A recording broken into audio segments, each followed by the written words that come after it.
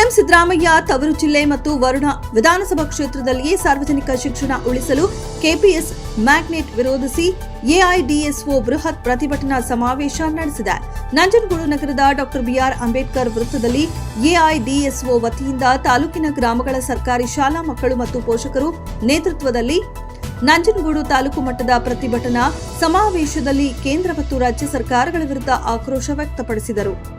ಸಾರ್ವಜನಿಕ ಶಿಕ್ಷಣ ಉಳಿಸಬೇಕು, 40,000 ಸರ್ಕಾರಿ ಶಾಲೆಗಳನ್ನು ಕೊಲ್ಲುವ ಹುನ್ನಾರ ನಡೆಸಲಾಗುತ್ತದೆ. ಸರ್ಕಾರಿ ಶಾಲೆಗಳನ್ನು ಕೆಪಿಎಸ್ ಮ್ಯಾಗ್ನೆಟ್ ಹೆಸರಿನಲ್ಲಿ ಮುಚ್ಚಲು ಮುಂದಾಗಿದೆ. ಕೆಪಿಎಸ್ ಮ್ಯಾಗ್ನೆಟ್ ಯೋಜನೆ ರದ್ದುಗೊಳಿಸಬೇಕು. ಶಾಲೆಗಳನ್ನು ಖಾಸಗೀಕರಣ ಮಾಡಲು ಹೊರಟಿರುವ ಸರ್ಕಾರಗಳ ವಿರುದ್ಧ ಪ್ರತಿಭಟನಾಕಾರರು ಆಕ್ರೋಶ ಹೊರಹಾಕಿದರು. ಸರ್ಕಾರಿ ಶಾಲೆಗಳನ್ನು ಬಿಡುವುದಿಲ್ಲ, ಸಾರ್ವಜನಿಕ ಶಿಕ್ಷಣವನ್ನ ಉಳಿಸುತ್ತೇವೆ ಎಂದು ಕರೆ ನೀಡಿದರು. ವರುಣ ವಿಧಾನಸಭಾ ಕ್ಷೇತ್ರದ ನಂಜನಗೂಡು ತಾಲೂಕಿನ 16 ಗ್ರಾಮದಲ್ಲಿ ಕೆಪಿಎಸ್ ಮ್ಯಾಗ್ನೆಟ್ ಶಾಲೆ ತೆರೆದು 16 ಮೊಳೆ, ಮೂಡಹಳ್ಳಿ, ಮಲ್ಲರಾಜನಹುಂಡಿ, ಮಾದಯ್ಯನಹುಂಡಿ, ಆಲತ್ತೂರು ಗ್ರಾಮಗಳ ಸರ್ಕಾರಿ ಶಾಲೆಗಳನ್ನು ವಿಲೀನಗೊಳಿಸಲಾಗುತ್ತಿದೆ. ಹೊರಳವಾಡಿ ಗ್ರಾಮದಲ್ಲಿ ಕೆಪಿಎಸ್ ಮ್ಯಾಗ್ನೆಟ್ ಶಾಲೆ ತೆರೆದು ಇಮ್ಮಾವು, ಉಪ್ಪಲಿಗರ ಹುಂಡಿ, ಹುಳಿಮಾವು, ತೊರೆಮಾವು, ಬೊಕ್ಕಹಳ್ಳಿ, ಕೆಂಪಿ ಸಿದ್ದನಹುಂಡಿ ಗ್ರಾಮಗಳ ಸರ್ಕಾರಿ ಹಿರಿಯ ಪ್ರಾಥಮಿಕ ಶಾಲೆಗಳ ಉಪಾಧ್ಯಾಯರು ಮತ್ತು ಪರಿಕರಗಳ ಸಮೇತ ವಿಲೀನಗೊಳಿಸುತ್ತಿರುವುದನ್ನು ಖಂಡಿಸಿ ಎಲ್ಲಾ ಗ್ರಾಮಗಳ ಸರ್ಕಾರಿ ಶಾಲಾ ಮಕ್ಕಳು ಮತ್ತು ಪೋಷಕರು ಪ್ರತಿಭಟನೆ ನಡೆಸಿ ಸರ್ಕಾರಕ್ಕೆ ಎಚ್ಚರಿಕೆ ನೀಡಿದ್ದಾರೆ.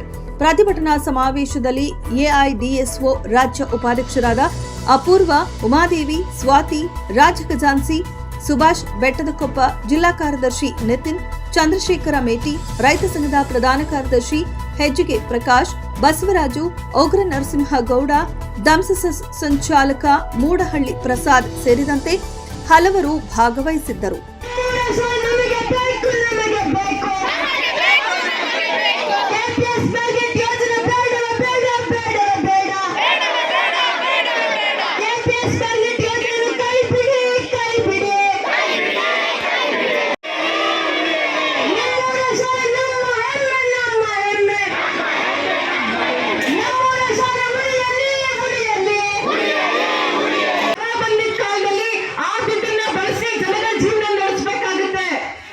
ಗಣಿಬಾಧಿತ ಪ್ರದೇಶಗಳಲ್ಲಿ ಮೈನಿಂಗ್ ಮೇಲೆ ನಿಂತಿರುವಂತಹ ಜಾಗಗಳಲ್ಲಿ ಮೈನಿಂಗ್ ಕೆಲಸ ಮುಗಿತಾ ಇದ್ದಾಗ ಅದರಲ್ಲಿ ಇನ್ನೊಂದು ಜಾಗ ಕಳಿಸ್ಬೇಕಾಗುತ್ತೆ.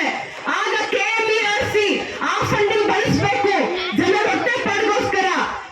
ಆ ದುಡ್ಡನ್ನ ಕೂಡ ಕಸಿತಾ ಇದ್ದಾರೆ ನಮ್ಮ ಸರ್ಕಾರದಲ್ಲಿರುವಂತಹ ಎಜುಕೇಶನ್ ಮಿನಿಸ್ಟರ್. 500 ಕೆಪಿಎಸ್ ಮ್ಯಾಗ್ನೆಟ್ಗೆ ಫಾರಿನ್ ಬ್ಯಾಂಕ್ ಇಂದ ಸಾಲ ಪಡಿತಾ ಇದ್ದಾರೆ. ಸರ್ಕಾರ ಸಾಲ ಪಡೆಯುತ್ತೆ, ಆ ಸಾಲ ತೀರ್ಸೋರೆ ನಮ್ಮ ತಲೆ ಮೇಲೆ ಹಾಕುತ್ತೆ. ಈಗಾಗಲೇ ಹಲವಾರು ತೆರಿಗೆಗಳನ್ನ ಕಟ್ತಾ ಇದ್ದೀವಿ ನಾವು. ನೇರವಾಗಿ ಶಿಕ್ಷಣಕ್ಕೋಸ್ಕರ ಎಜುಕೇಶನ್ ಸೆಸ್ ಅಂತ ಹೇಳಿ 2% ತೆರಿಗೆ ಕಟ್ತಾ ಇದ್ದೀವಿ.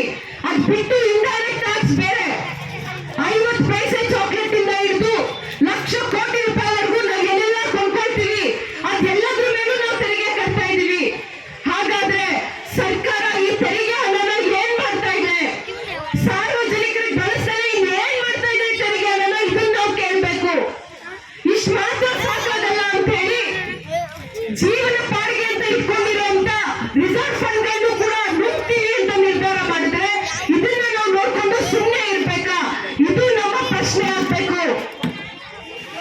ಈ ಕೆಪಿಎಸ್ ಮ್ಯಾಗ್ನೆಟ್ ಜನರ ಜೇಬಿಗೆ ಕತ್ರಿ ಮಾತ್ರ ಆಗ್ತಾ ಇಲ್ಲ, ನಮ್ಮ ಮಕ್ಕಳ ಭವಿಷ್ಯನ ಅಂಧಕಾರಕ್ಕೆ ತಳ್ತಾ ಇದೆ.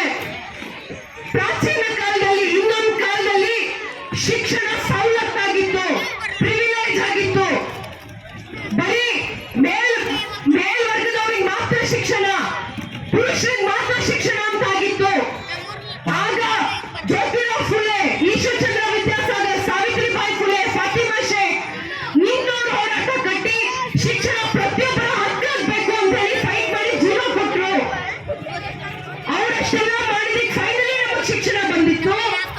ಈಗ ನಮ್ಮ ಸರ್ಕಾರಗಳು ಈ ಶಿಕ್ಷಣಕ್ಕೆ ನೀವು ಲಾಯಕ್ಕಿಲ್ಲ ಅಂತ ಹೇಳಿ ಹಣವಂತರು, ಸ್ಥಿತಿವಂತರಿಗೆ ಮಾತ್ರ ಶಿಕ್ಷಣ ಅಂತ ಹೇಳಿ ರೈತ ಕಾರ್ಮಿಕರು, ದೇಶ ಕಟ್ಟೋ ಅಂತವರು ಅವರ ಮಕ್ಕಳನ್ನ ಶಿಕ್ಷಣದಿಂದ ದೂರ ತಳ್ತಾ ಇದೆ. ಹಾಗಾದ್ರೆ ಶಿಕ್ಷಣ ಹಕ್ಕಲ್ಲ, ಶಿಕ್ಷಣ ಮತ್ತೆ ಸವಲತ್ತಾಗ್ತಾ ಇದೆ. ಇದ್ರ ವಿರುದ್ಧ ನಮ್ಮ ಧ್ವನಿ, ಇದ್ರ ವಿರುದ್ಧ ಎಐಡಿಎಸ್ಒ ವಿದ್ಯಾರ್ಥಿ ಸಂಘಟನೆ ಇಡೀ ರಾಜ್ಯದಲ್ಲಿ ಕೆಪಿಎಸ್ ಮ್ಯಾಗ್ನೆಟ್ ದೊಡ್ಡ ಹುನ್ನಾರ ಆಗಿದೆ.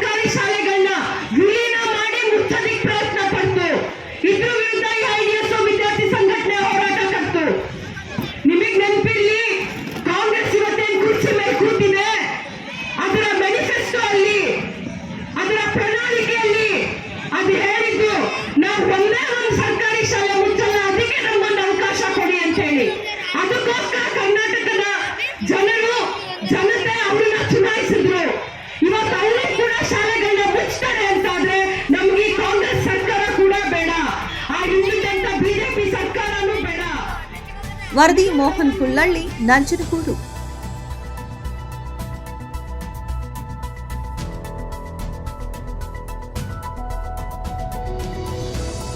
ಮೆಂಡು ನ್ಯೂಸ್ ನೆಟ್ವರ್ಕ್, ಸತ್ಯದ ಕನ್ನಡಿ.